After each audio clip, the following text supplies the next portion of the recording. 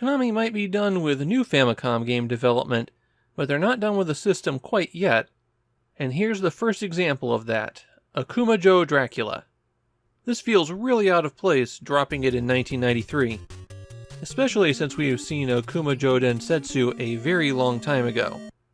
What's happening is that Konami decided to bring over some of their best-selling Famicom Disk System games and release them as a budget line on the Famicom. For a brief primer on the Disk System, in 1985 Nintendo was concerned about the lack of expandability of the Famicom and the expense of producing chips for the cartridges.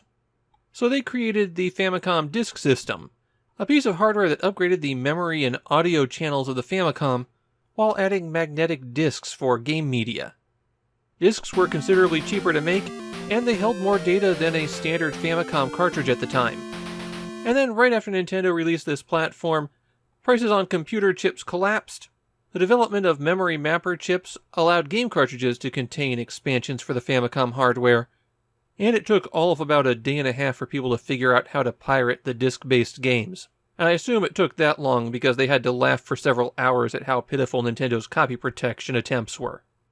The disk system was effectively dead on arrival, but being cheap to distribute for let it stick around for a while. And of course, one of the big hits in that first year of the Famicom Disk System was Konami's Akumajou Dracula. Konami took advantage of the extra space the disc gave them to create more detailed graphics and varied environments.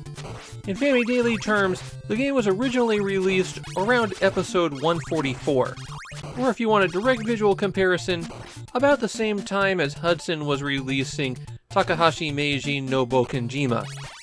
Akumajou Dracula pushed 8-bit visuals to a new high point in 1986.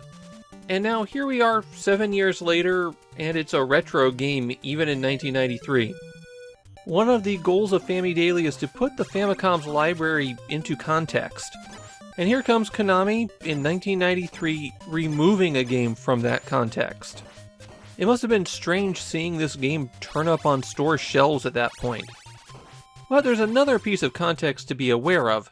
In 1993, Konami was making one of their last big pushes to make Akumajou Dracula a thing.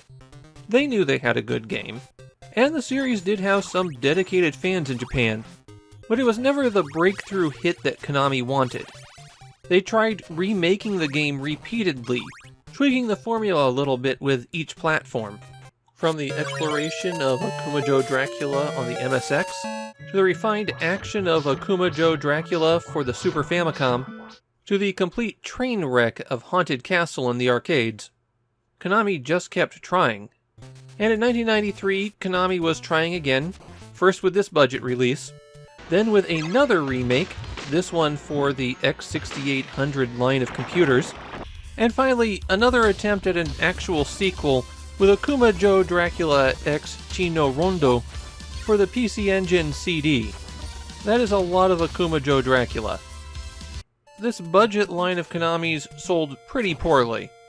The cartridge version of Akumajou Dracula blows way past the 10,000 yen club. These days, it's hard to find it for less than 30,000 yen. So let's look at the Famicom version of this beloved 8-bit classic. The plot of the game is that Dracula is lording it over Transylvania, and a Conan type with a whip shows up to beat it out of him. From the title screen, you'll see that the Famicom version has added an easy mode. And they do mean easy.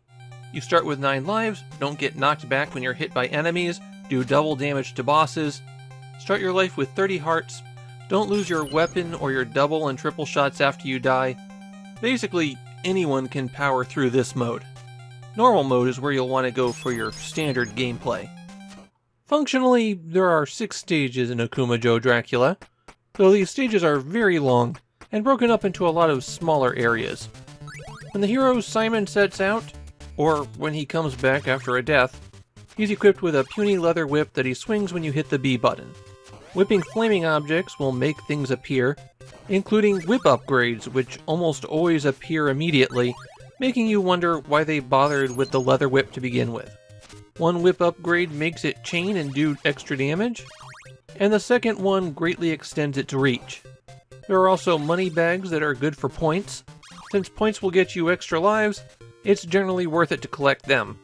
Hearts are the ammunition for the special weapons that will occasionally drop, and you'll find those special weapons inside light sources as well. You use the special weapons by holding down up and pressing B. There are 5 special weapons that you'll find in the game, and one useful thing to be aware of with them is that killing enough enemies with a special weapon causes the next light source to drop a double or triple shot. This allows you to throw multiples of the special weapon you have, greatly increasing your firepower, but this also goes away if you switch weapons. The dagger has 2 functions. First is disappointing you every time you collect it. The second is flying straight ahead. This is the worst special weapon by far, basically the default and the one you'd never want to use.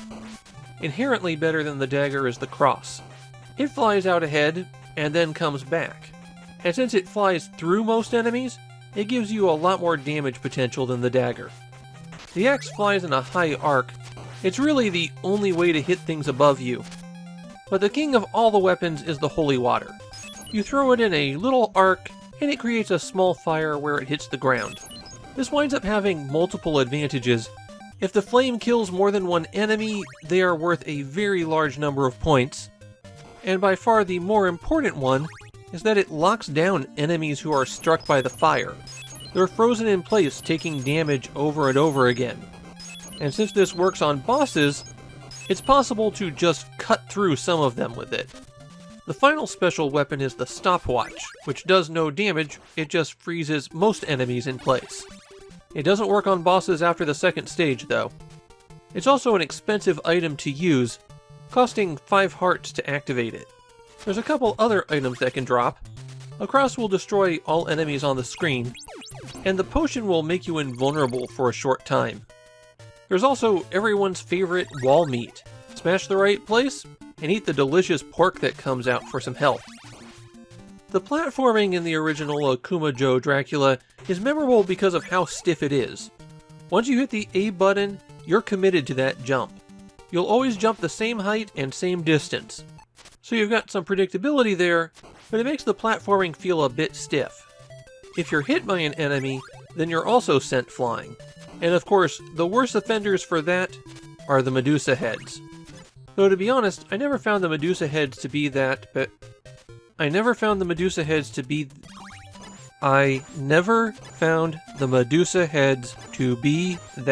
bad.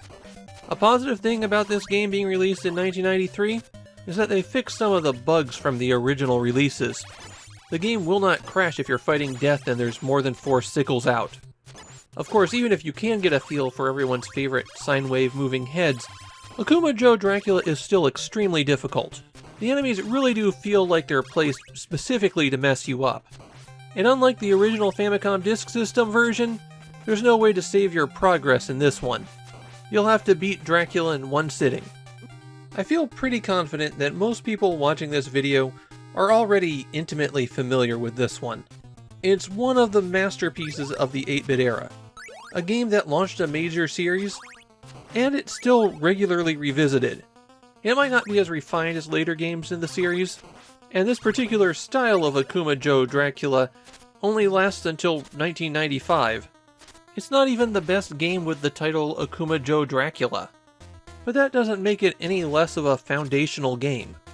It's just unfortunate that 1993 was probably the wrong moment to re-release it.